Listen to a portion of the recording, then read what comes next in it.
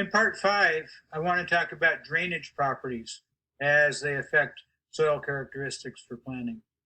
And in talking about drainage properties, I want to talk about 6 of them: porosity, permeability, infiltration capacity, soil drainage classification, flood frequency and duration, and depths to water table.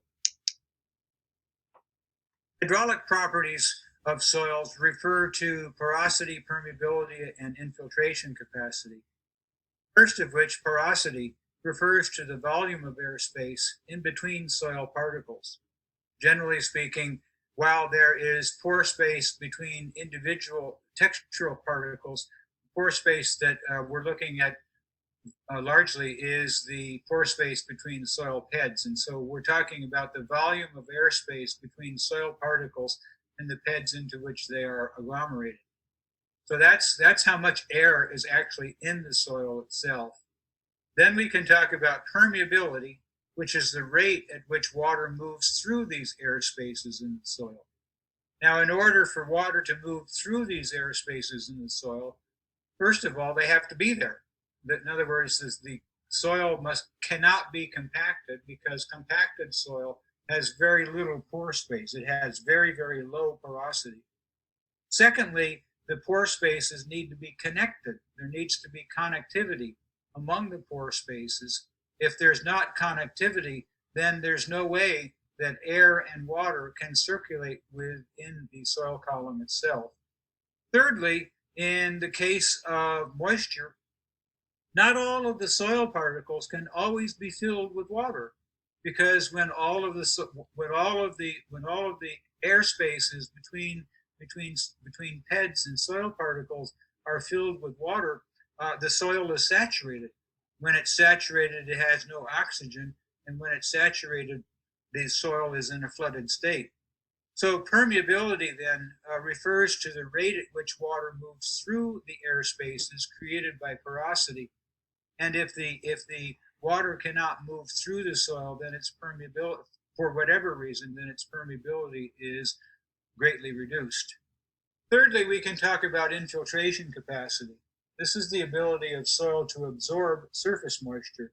To what extent is rainfall, for example, able to infiltrate into the soil? Again, this relates in large part to the property that we refer to as antecedent moisture content. In other words, how much of the soil particles, especially at the surface, are already containing water. And if the soil particles are all completely filled with water, then the soil has very low infiltration capacity, even though it may have high porosity, and even though lower down in the soil horizon there may be pretty good permeability. If all of the surface pore spaces are completely filled with water, it's unable to infiltrate any additional water into the soil. So porosity, permeability, and infiltration capacity are important hydraulic properties of soils that affect the ability of soil to hold, retain, and move water. Soil structure has a significant effect on this. Different kinds of structures will either impede permeability or enhance permeability. Granular structures, for example, and columnar structures tend to promote permeability, whereas platy structures tend to retard permeability. There is a quality referred to in the soil survey manual and in the soil database that you're going to be working with, called soil drainage classification. This is an interesting quality because it's kind of an overall assessment that soil scientists and soil hydrologists have made on the soil based upon its overall moisture content.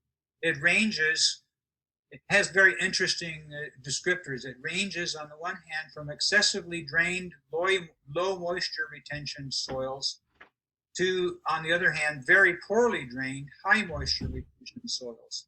And we can see that if we read the bold print next to each of the categories, the excessively drained, low moisture retention essentially are the coarse sands and gravel. They have very high porosity. The porosity tends to be well connected. So water enters and moves through the soil very, very readily. So they retain very, very little water at all. On the other hand, soils that are full of clay or silt, as well as clay or clay loams, are what we call very poorly drained, or somewhat poorly drained, whereas soils that have mixtures of sand, silt, and clay fall into the in-between categories of being somewhat excessively drained, well-drained, moderately well-drained. So but by looking at these drainage categories, these drainage classifications, we can aggregate them into 2 or 3 categories that give us a pretty good sense of what's happening with drainage within the soil in a fairly accessible manner. Flood frequency and duration depends upon how high a flood condition exists within the soil, how long that condition will last over time, and what the elevation of the saturation level is within the soil column itself. So we can talk about floods that occur seasonally in the spring when we have high rainfall periods, and soils that remain flooded throughout the summer because perhaps of topographic position or other kinds of physical conditions. So understanding the seasonality and duration or length of the flood becomes important to understanding suitability of the soil for different kinds of uses, and understanding the elevation to which the flood reaches a level also is important. This relates to depths to water table, and we can talk about 2 different kinds of water tables that have 2 different temporal resolutions. On the one hand, we can talk about the regional or apparent water table.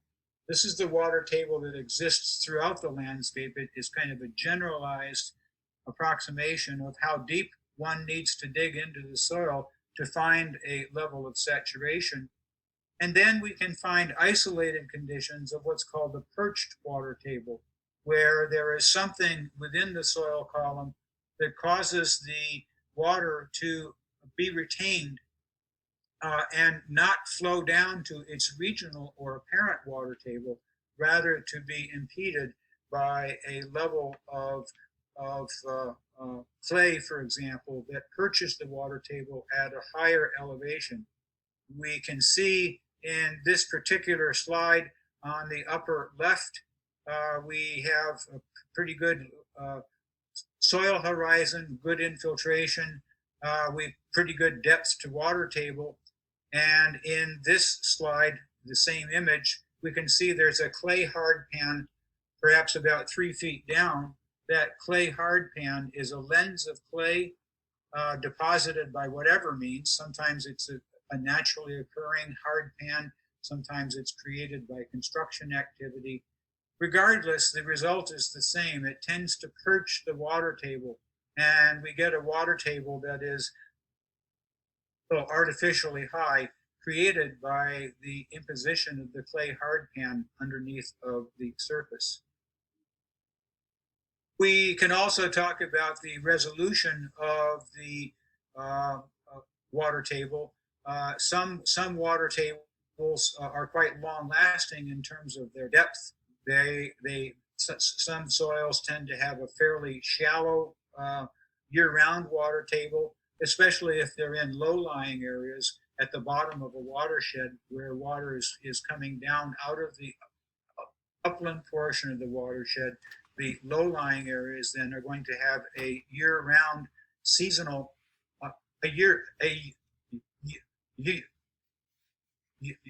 year-round regional or apparent water table that's quite high, as opposed to a water table condition that might exist in the upper portions of the watershed.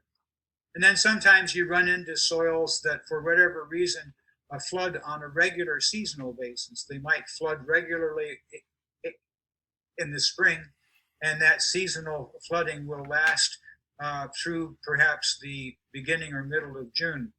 We can see this very often in agricultural fields where we'll see water standing in the fields for a longer period of time. These are soils that have a seasonal high water table.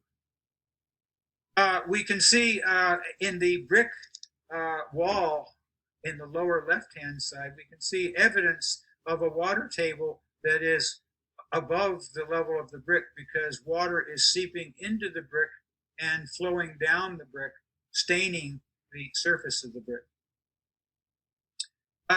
Very often we have conditions where we need to do construction, and in order to do construction, we need to have dry soil conditions. And if there is a seasonally high water table, it creates a situation where for a period of time during the year, the foundation and footing structure for a building will be underwater. And when the footing and foundation are underwater, you begin to have problems with the ability of the soil to support, to bear the weight of the structure as it is transferred into the footing. Depth to water table is also very critical in terms of the functioning of septic tank drain systems.